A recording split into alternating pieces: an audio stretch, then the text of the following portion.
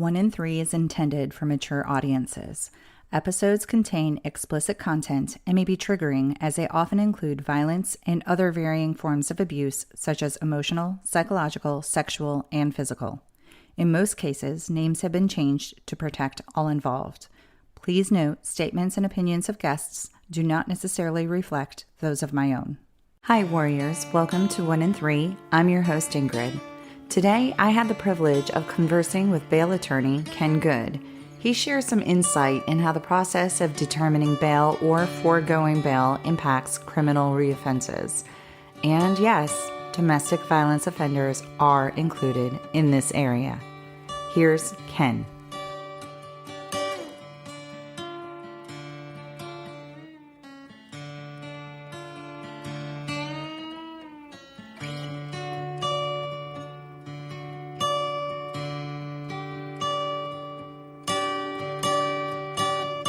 Hi, Ken. Welcome, and thank you for joining me today. Well, thank you very much for having me. You don't know how excited I am that this is not video and I can just talk. Yes, you don't have to worry about how either one of us looks, so that's great. I know you have a lot of interesting information, so I'm going to mute myself and let you take it away, if that's okay with you. Sure. I have developed a practice, representing bail bondsmen, and studying this area of the law has become an interest for me. I have a background as an appellate attorney, so I have a background in looking at the legal issues. And, we have this push for bail reform that started years ago, and it started in some federal cases where we were told, hey, bail is unconstitutional. And so our current way we're doing bail is going to have to change, so we want to change it to this. And it turned out that everything we've been told is wrong. I mean, bail has not been held unconstitutional. It's been held constitutional. And there's been people who've kind of noticed, hey, we don't really have anything to replace it with that works near as well. That's the reason why it's been around 200 years. And so we've started seeing some mayors kind of push back and say, until you have an alternative that has the same low failure to appear rate and the high level of accountability that the private sector provides, then you don't have an alternative. And so we've really kind of seen during COVID a lot of data come out that has shown us that this is absolutely true, and that some things that have been tried, like zero bail, simple release without bail in New York or in Texas, release on personal bonds, has had a devastating impact on our criminal justice system. It's increased crime, and it's increased violent crime. As a result of COVID, there was a DA in Yolo County in California who released a study of a comparison of people or defendants arrested on low-level crimes, charged, released on a simple release versus released on a private surety bond, and the ones released on simple release had a 200% greater chance of committing a new violent offense in the next 18 months. And so we're seeing, this risk of additional crime coming all over the country where these things are being tried. And what we're really seeing is that in the area of domestic violence survivors, this has had an even more devastating effect because, people who are suffering or who are domestic violence survivors already have questions about whether they can trust the criminal justice system because they're being told, come to us, we'll get you a restraining order, and that's what you need. Well, we already know that, if someone is going to be someone who's going to prey on our survivors, they're not going to be too concerned about a protective order or violating it. But the problem now is with these pushes for alternatives, the push for we need to change what we're currently doing, we're actually tying the hands of judges so they cannot hold people accused of domestic violence. And so they're getting arrested and immediately released, and it's coming back and making it 10 times worse. And so, domestic violence survivors have no time to even think about relying upon the police or relying on the criminal justice system. They have to immediately go underground, hide, find a place to go because the clock is ticking on them. And I think that is an area of this bad bail reform or bail reform failures that we're seeing in our urban areas urban area parts of the country that we're not really talking about. The areas that our domestic violence survivors are really getting kicked really bad and almost ignored by the criminal justice system now because of the way they're being released after they're being accused of domestic violence. And so just to clarify, simple release just means that they are released without bail? Well, that just means they're released on their own promise. So it's called different things in different parts of the country. So in California, it would be released on zero bail. So you're released on a bond that's $0, so it didn't cost you anything. In New York, it would be released without bail. So you'd be released without a bond. Texas, you can't be released without a bond. So we would call it being released on a personal bond because all bonds in Texas have to have an amount, but you're not paying anything for it. It's just a promise. And so all three of those can be categorized into what I call simple release. They're each one an example of just simple release mechanisms where you pay nothing and you just get immediately released out of jail. Now, I know the time frame probably would vary from state to state and case to case, but on average, how much time would that be then from the arrest to release?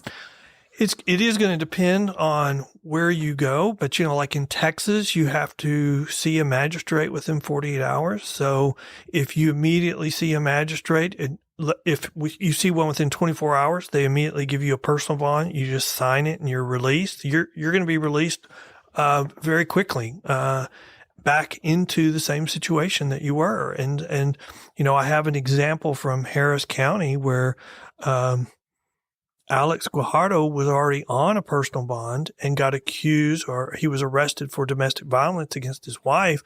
And he was arrested, taken to jail, and went before the magistrate and was given immediately another PR bond, even though he had violated the conditions of his first one.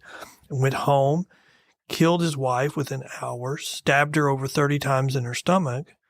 And he did it because he said she was pregnant and he didn't want any other man to raise his child. And so he's now in jail for murder, but the criminal justice system failed his wife, Caitlin. And, we've had a bill filed in the last or two sessions ago, called named in honor of Caitlin's bill. And, it didn't pass, but the concepts of it were combined with another bill so that that was ultimately passed to reform the criminal justice system. And the way what the parts that impacted her is in Texas, they limited the use of personal bonds, simple release mechanisms for these types of charges going forward. Is that common where somebody could be arrested again and still be released on a simple release? I would say in the majority of Texas, probably not. But the problem is in our urban areas, in our urban areas where we have high population, high crime, and full jails. A lot of times these assault family violence offenses are misdemeanors. We've amended the Texas Constitution to allow someone to be held without bail. So this is a charge they could have been held, but since it's a misdemeanor, we have judges who say, well, it's a misdemeanor. I can't hold you. And even though the Constitution says differently, they're like, well, it's a misdemeanor, so I have to release them. And so in our urban areas, they would have just, in Harris County, they released him because it was a misdemeanor and he was given, a personal bond. The amount didn't matter because he didn't pay anything. Okay, so talk to me a little bit about the misdemeanor thing. Like, why would that not be a higher charge? That's okay. So the part of the politics of these bail reform failures is the push to say we should focus on violent offenses and we should focus on felonies. And so as a result of that, we're saying, well, misdemeanors are less important. Like Harris County was sued in federal court. They entered into a settlement. And so they agreed to give everyone that was arrested on a misdemeanor a $100 personal bond unless you were charged with one of 7 offenses. Now, $100 personal bonds, you're still not paying anything, and that's just the amount tied to the bond. And so as a result, crime has increased. Failure to appears have increased. there's been, I would say, according to Harris County Court Watch, there's a 80% failure to appear rate on misdemeanors on average over a 2-year period in Harris County. You think, oh, that can't be correct. That's got to be absolutely wrong. That's a jaw-dropping number. I did a podcast with a DA in California, and he said, we do the same thing for all misdemeanors in California. And our failure to appear rate in all misdemeanors in California is 80%. So, I mean, what we're learning is when you do these simple release mechanisms, you are going to have a high failure to appear rate.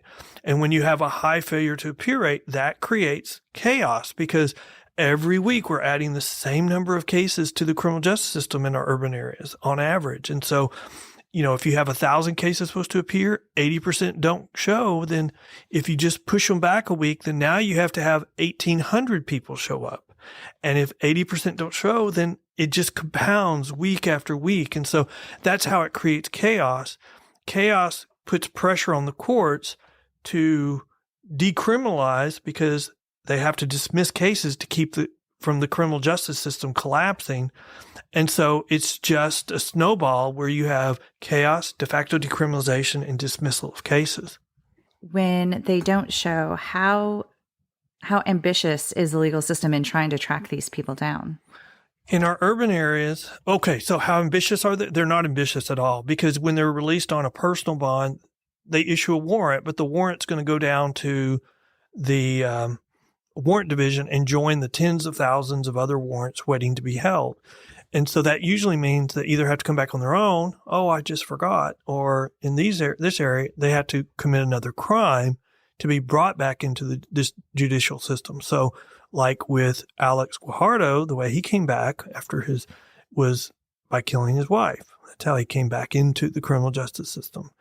And so you've got, so there's not anybody looking. That's the big difference between the private industry and these simple release mechanisms, because the private industry is given an incentive. If your person doesn't come to court, you're going to pay the county a certain amount of money unless you get them back very quickly. And so if we post a bond and someone to show, we're looking for them. We're encouraging them to come back, or we're searching for them and calling the police and saying they're right there. Please go arrest them because we can't arrest in Texas. And so it's a very different system when the private surety industry posts a bond versus they get one of these simple release mechanisms. Okay. Now I'm kind of jumping back a little bit, but you had mentioned that this happened because it was deemed unconstitutional. So what was it that... Well, okay, so it wasn't deemed. It's just the people pushing for reform were arguing that it was unconstitutional, and we didn't have a case on point. And so since then, we've had 2 courts of appeals, the 11th and the 5th Circuit, both hold that the private surety bail system is constitutional. And the original case that caused all this hoopla in Houston in Harris County was called O'Donnell versus Harris County. And they ultimately settled it because, they settled it for multiple reasons. But the problem is the courts of appeals has since then reversed O'Donnell, and the 5th Circuit has ultimately stated that it should have never been filed in federal court. So it's been reversed multiple times. The courts have said it should have never been filed, but Harris County is still following the O'Donnell settlement, which is requiring them to do simple release personal bonds for essentially all misdemeanors, with the exception of 7 charges. But when you go to court, you're still going to get a personal bond, by and large. And the problem is they can't hold anybody accountable because of all the chaos. So you'll have people on misdemeanor bonds. Several years ago, you'd have somebody that had missed court 6, 7, 8, 10, 12, 14, 16 times, and they miss court, get rearrested, get a new personal bond, get out, don't come to court, get rearrested, get a new personal bond. And it's just an endless cycle. You can see the police they're spending all their time arresting and releasing. Nobody's being held accountable. And it was because of this argument that, hey, bail's unconstitutional. Well, now we know it's not. Now we know it is. It is constitutional. And the 5th Circuit even went further recently and said these types of cases can't be filed in federal court in Texas or the 5th Circuit. And I think that was their message of, we're tired of this. We're not going to regulate ongoing state court criminal court cases. We're not going to get in the way of that. We're going to allow the state to regulate or decide how they want to handle criminals in their state. And so, but we're still suffering the consequences of this O'Donnell opinion because nobody in Harris County will go to the Fifth Circuit and say, or go to the trial court and say, you need to vacate this because the Fifth Circuit says it should have never been filed.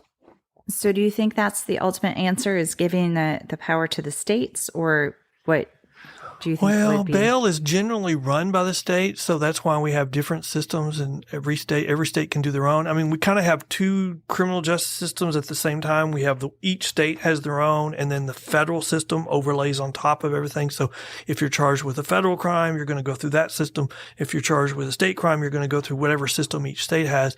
And you could be charged with one or, a state crime and a federal crime, and you could go through both systems. And we do see that sometimes, especially when the politics of the state, like in the urban cities, won't allow the punishment sought, so they'll file it as a federal charge instead of a state charge. What the solution, what we're really doing is we're tying the hands of judges. So, and we're doing it in the argument. The argument is we need to protect the poor. So, and we want to make sure the judges don't take advantage of the poor. And so, but in tying the hands of judges to protect the poor, we're preventing the judges. We're doing the same thing. They can't address organized crime. They can't address career criminals, and they can't address gangs. And we're starting to see that change, and it needs to change more quickly. But I think the answer is we need to give judges more discretion, not less, so they'll have the tools that they need to address these types of situations. So when someone's brought before them on a domestic violence charge, they can say, I'm not putting the rights of the defendant over the rights of the victim, because we're coming out of this period where that's what we've done. I mean, people don't realize that 50% of all murder victims in the United States are young black males, and by and large, the murderers are from the same group. And somehow we got turned around and we started favoring young black male murderers over victims, and we need to turn that back and straighten it out. I know you've kind of talked with different people throughout different states. Do you feel like it's kind of the same general opinion as you're saying right now throughout the country? No, I think in our urban areas, we have the politics. It's just crazy right now. And so I think in those areas, you're going to have a continual push for we need to be more lenient for defendants. You're starting to see it change. It's coming from the mayors first, because they're starting to see businesses close, so their tax base is going down. Their commercial property values are going down. That's affecting their property taxes. You're going to see more and more defaults of commercial buildings. And so, you're starting to see mayors say, we've got to stop this. I mean, San Francisco, I think in the last 2 days, just passed a referendum allowing more police activities that you would have thought they would never have in San Francisco anymore. And it's a direct reaction to these soft on crime policies with rising crime. And so you're going to see more of that. In many ways, I think we're repeating the cycle that we had in the 60s, where we felt more safe. So we became more lenient on crime. We started having more crime as a result. And so we started fighting over how to respond to that. Our friends on one side of the spectrum said, no, we're not going to do it. We're going to oppose anything.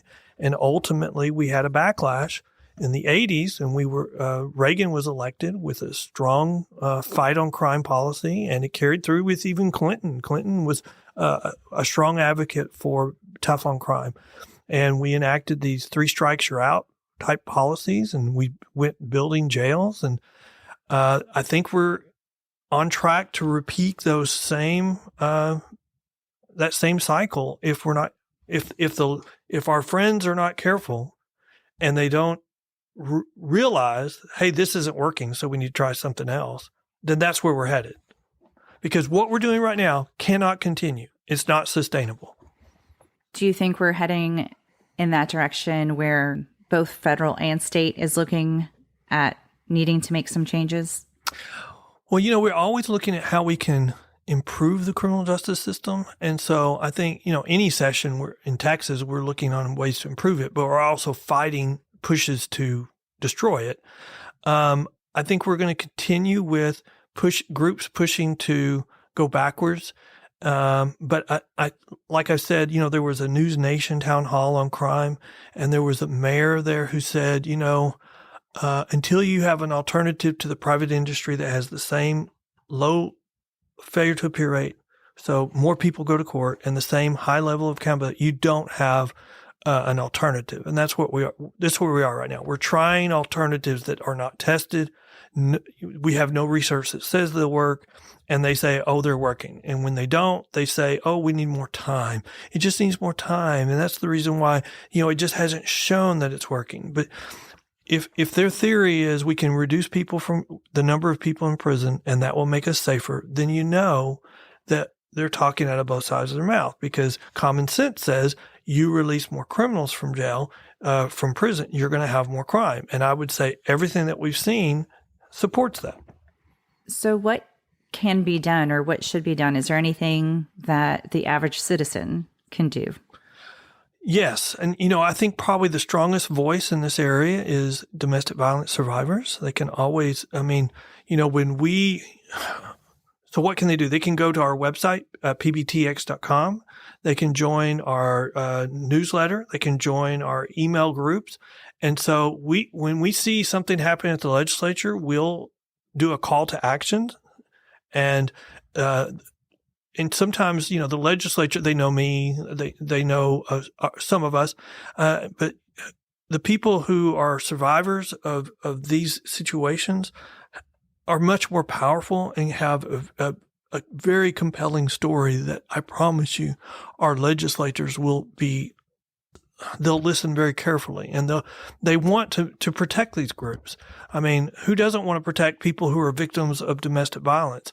The problem is no one's pointing out to our legislature that these pushes for reform are having devastating effects on this segment. Just like anything else, we're saying, well, we're doing these things to help minorities, but what nobody is pointing out is when crime increases, it disproportionately increases in our minority communities. So they say they're wanting to help these groups, and these reforms end up hurting those very groups the most, and nobody realizes that.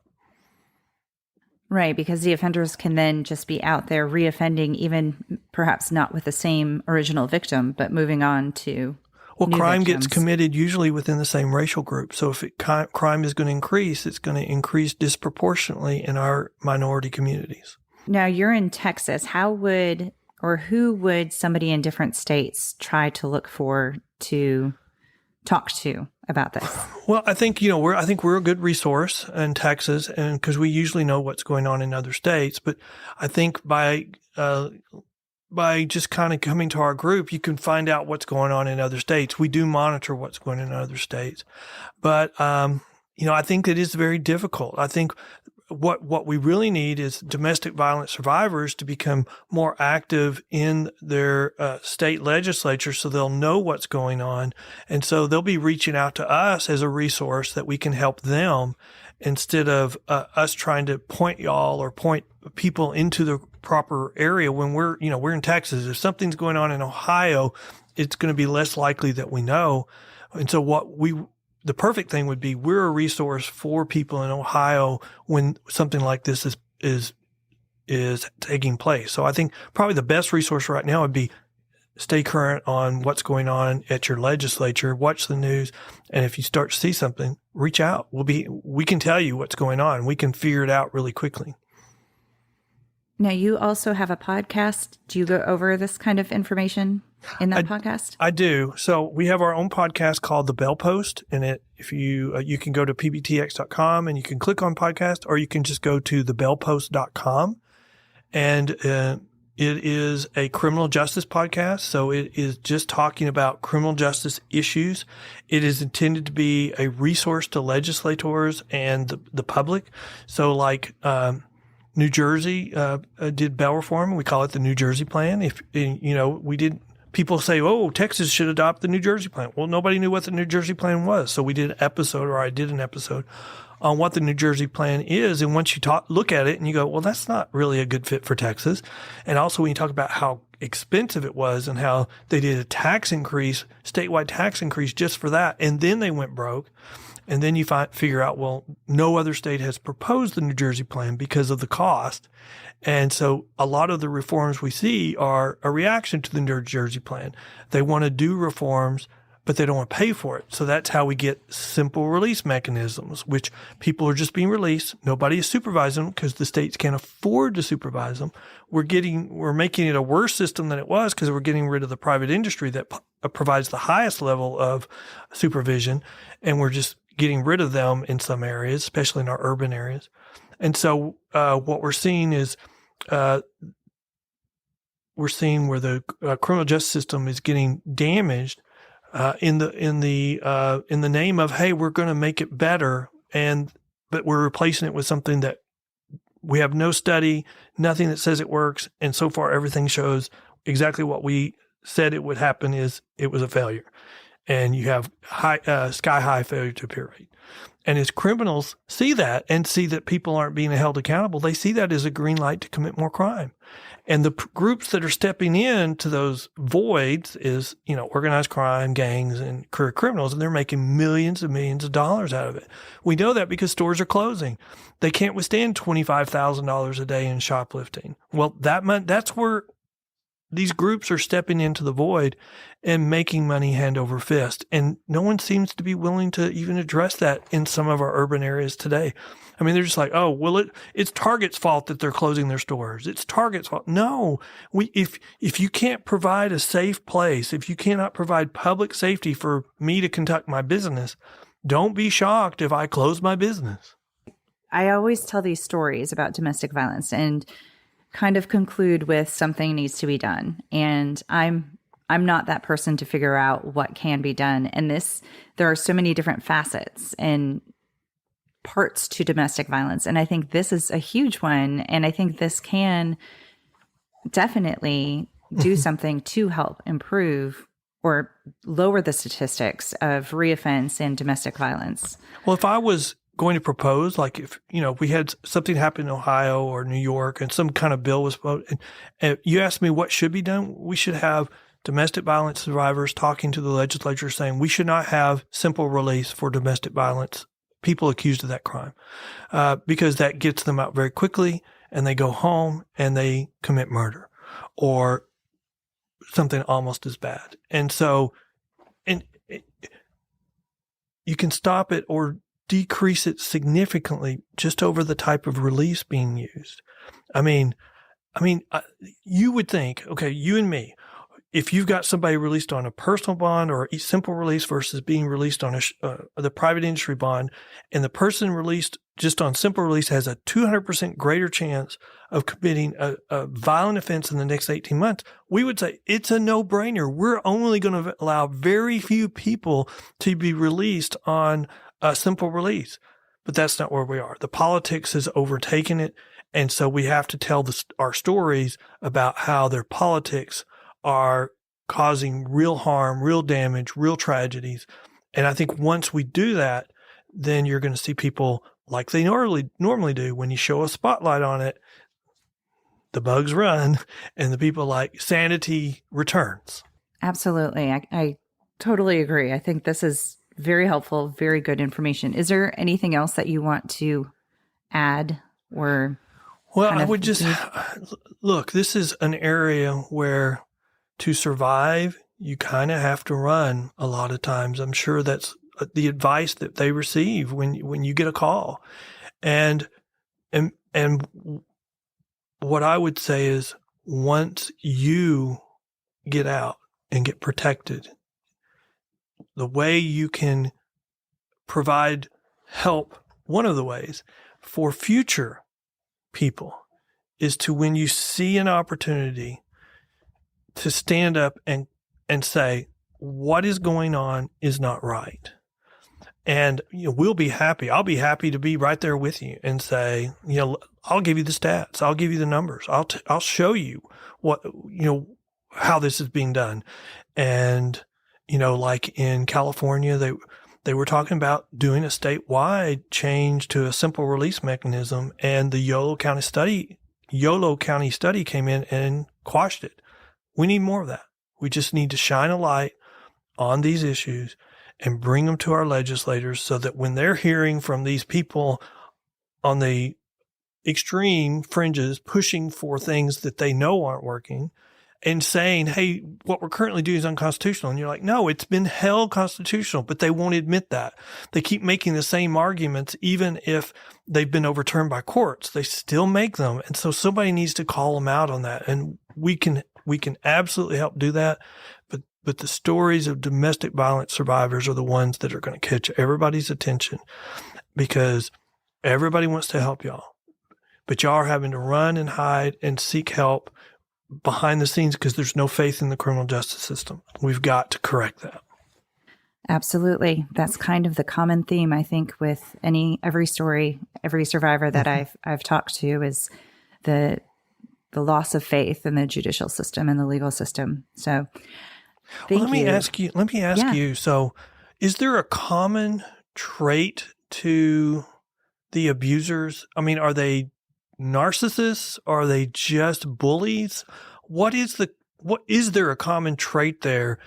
That's what's really interesting too. And I'm actually going to be speaking with somebody who wrote a book on the neuroscience of domestic violence and how she feels it's more of a nature versus nurture.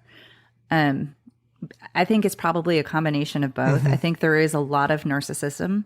I think there are other mental health disorders that can contribute, but I don't think that necessarily precludes somebody to abusing somebody else.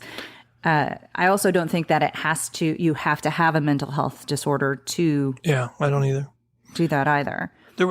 I did a podcast with a sheriff from Tarrant County, and he said that 80% of the people in his jail shared three things. And so one of them is no father in their life, no education, and some outside influence, whether it's gangs or drugs. And so I wonder if that also has a play in this area too, because I think it's a multitude of things. If they're a narcissist, they're a narcissist. And if they're an extreme narcissist, then it's never their fault. It's always somebody else's fault. But I wonder if drugs could have an impact on this. Lack of fathers who never taught them how to treat a woman, or they never learned how to treat a woman.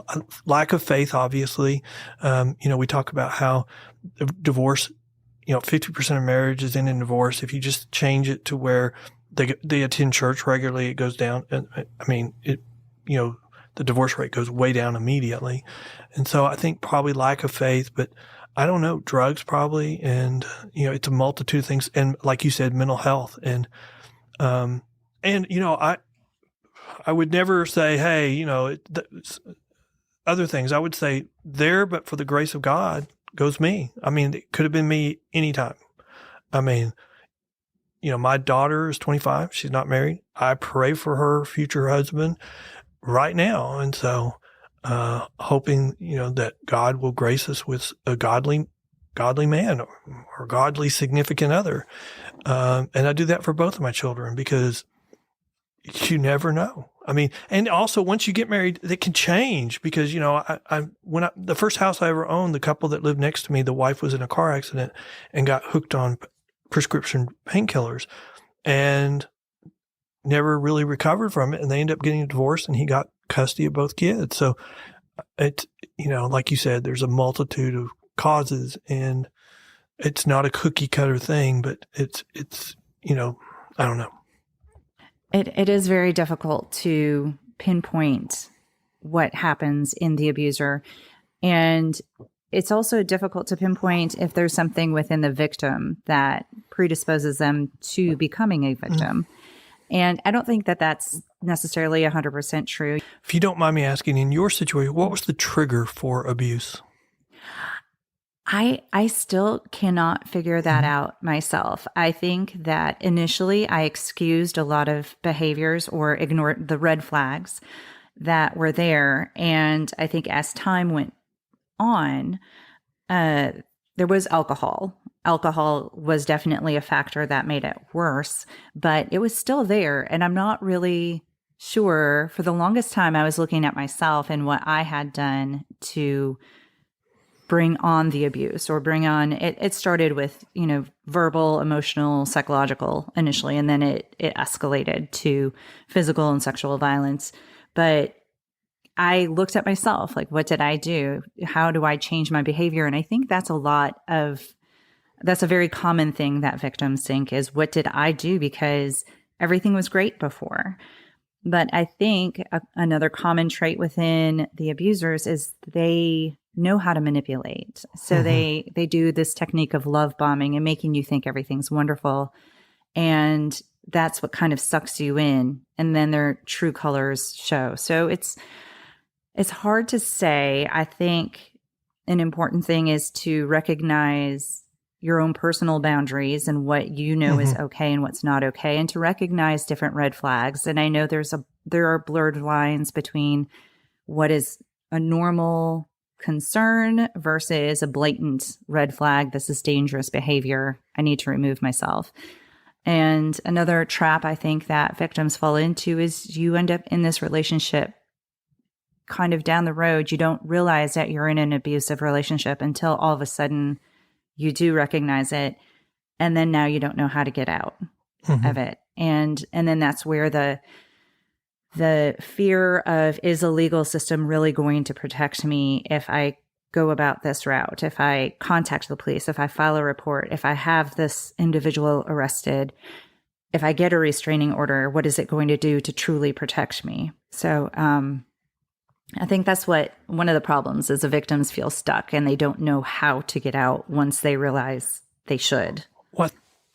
Okay, here's my 2 cents. So when I came to Tyler, where I live, 20, 30 years ago, I joined a church, and it was a very big church. And so I was in the singles department. And then years later, I met my wife, and we got married, and we were in the young married couples department. And so we never had anything to do with the single department anymore. We were in the young married couples department. And then when we started having kids, we moved to the newly kids department, married with kids department. And that can be really isolating at times, where it's just you and your spouse, or your spouse and your kids. And, my wife we've been together for a long time. And I think one of the reasons why is because we have common religious backgrounds. But we also, I think to a certain amount, we have manipulation histories as well. And I think one of the things that we kind of made an agreement unspoken is we don't manipulate each other. And we also stand up for each other. I mean, when you have teenage kids and your 13-year-old is being a 13-year-old, I mean, I'm the first one to stand up for my wife. You do not talk to your mother like that. And my wife is the first one to stand up for me. And I think sometimes, it's very difficult in those situations to say, you've crossed the line on the way you're treating me. Stop it. Don't do it again. And then it gets to where they do it. And so then that may, you start questioning, I don't even know. I think it's very important to say, hey, that's not acceptable. Don't do that. Please stop that. Because, but I'm not an expert, and I don't have any expertise on this. All I know is that's wrong. It shouldn't happen. And people who are suffering through that need to be able to rely on the criminal justice system. And bail reform failures are making it where there's no way you can rely upon them. You have to run. You have no choice. And that's the difficult part too, because you have victims who have children, or they have pets, or they have other things that they're trying to get together. And it takes time to get all of that together. They can be as prepared as they possibly can to run when it's time to run. But like you said, if the abuser is released immediately and comes straight home, that person may not be out of the house yet. And that's where the problem can come up. Well, it escalates. In Texas, like where I live, we've had some shootings at the courthouse. It's a long time ago now. But the shootings are not criminal cases. They're always family law cases. And, we've had one situation where there was a court of appeals argument in Fort Worth, and someone brought in a gun and started shooting up the judges on this panel, 3-judge panel. That was a family law case. So, our family disputes are much more susceptible to violence than anything else, I think. Because I always, one of the reasons why I have never done divorce law is because I've always heard that when you're going through a divorce, you go through a crazy period. Well, I think when all these things are happening, that's a very unsettling time. And if you're dealing with an accuser, or you have your perpetrator is unstable to begin with, and then you add on top of that all the stress of this, and suddenly their life is, as they saw it, or maybe as they measured it, is now over. They're not willing for that to happen, and that's a problem. Absolutely. That's probably, I think, statistically the most dangerous part of an abusive relationship is when the victim chooses to leave or is in the process of leaving. And it is because the perpetrator is potentially facing criminal charges. They have the realistic possibility of losing their children or their home or even their career, depending on what that is. And then they also realize that they're losing their power over the victim. And I think that's a huge part that plays into it too. That's interesting though, that the family cases have that higher incidence of violence at the courts, in the courts. That's crazy. Yeah. We had a shooting at the courthouse here in Smith County years ago, and it was a family issue. It was not a criminal case. It wasn't something about somebody trying to get them out of the jail. It was dealing with a family situation, a divorce. Or a child custody. I don't remember, but it was a family issue. Yeah. Either way, that's a very difficult, touchy. Well, and you're dealing with issues also when you're dealing with domestic violence survivors, how do you keep these people from seeing their children? They shouldn't be around the children. If they're abusive, they shouldn't be around the children. But that creates a whole nother level of angst and stress. And yes.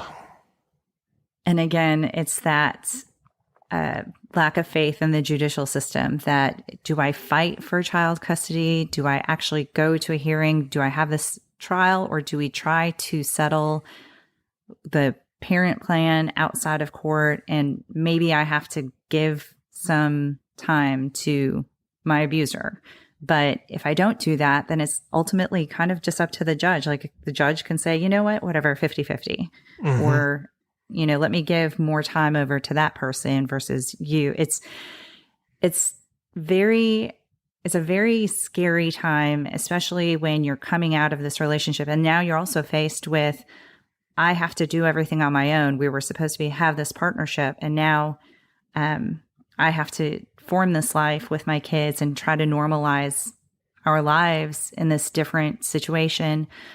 Victims also can be financially abused. So they come out, they have zero credit or, no monetary background to fall upon. Look at Tina Turner. She left her husband and she walked away. She gave him everything to get away. She did. And I did an episode on her. She was cleaning houses to try to make a living, and she was on food stamps for a time period as well. But I kind of think if she can do it, if she did all that, and then she became this icon of Tina Turner. Well, isn't that the lesson, or the lesson from that is you may go through hell for a time, but it's only hell for a time. There is a light at the end of this tunnel, and you will get through it, but you need support. You can't do it on your own. And it's okay to say you can't do it on your own. It's kind of like going through cancer. I have a friend going through cancer right now, and I call her every couple of days to check on her because I just want her to know I'm supporting her. And I think this really is a good analogy for going through and surviving these situations. You need support. You need support to get you back on your feet, to get you through the dark time, and to start over, because that's really what you're doing. Yes, and you need to know who you can count on and hope that the processes that are in place that are designed to help you will come through and actually really do help you. Well, one of the questions that I've thought about recently is, it must be really difficult when you go through one of these situations and you get back on your feet. How do you ever take a chance on trusting another partner? That's a very interesting point. A lot of domestic violence victims actually end up in another abusive relationship. But I think it is important for each domestic violence victim to really do some self-reflection. I was always taught that people can show their best side for a short time, that they can't do it for a long time. So if you date somebody, or if you're seeing somebody for a year, for 4 seasons, it's more difficult for them to hide it. I used to say that my wife and I were the opposites, opposites attract. She's very much an introvert and I'm more of an extrovert, but I really don't think that. I think what brought us together was our common religious beliefs. And when we've, had stressors in our relationship, one of our daughters had a bone marrow transplant when she was 5, and she's now in college doing well. But we leaned much more heavily on our faith. And so, I look at what are our, I don't think there's an easy answer here. There's just not a cookie cutter answer. And so, I would just say we have to find our what is it that is common between us, and is that healthy? And if it's not, maybe it's not. I've always refused to date people who didn't attend my church, and then my wife makes a joke and saying, "Yeah, but after you dated all of them, then you wouldn't date somebody that didn't attend a church, but you kind of change the rule a little bit." And then when we met, she was a different faith. And so the whole time we dated, we'd go one Sunday to her church, the next Sunday to mine. And we did that all the way through our dating relationship. We got married at her church. We did that while we were married. And when my wife came to me and said she was ready to start a family, I said, well, we can't have a family until we're both members of the same church family. And so we made a commitment to find a common church that we could call home. And then we started a family. And, I like to say, with what we've been through, life is not, a kiddie ride. It's not made for the soft of heart. It is the scariest ride at Six Flags you can get on, and it may even make you throw up. And that's the reality. And sometimes you just have to survive the really, really bad times. And I wouldn't have done it without my faith. And I still could have been, I still could not have survived some of those things. All you had to do is just add a couple things, and I wouldn't have survived, because life is tough at times. And so I would say, that's really terrible, terrible advice, isn't it? But I think that's probably the most accurate. Is life is a scary ride. We have to survive it. And when you get into a point that's get too scary, you got to get off that ride and get on a different one. And if that means you have to go run and hide and plan and get as much support as you can for a period of time, because you can't rely upon law enforcement because of these bail reform failures, you will get through it. You will readjust.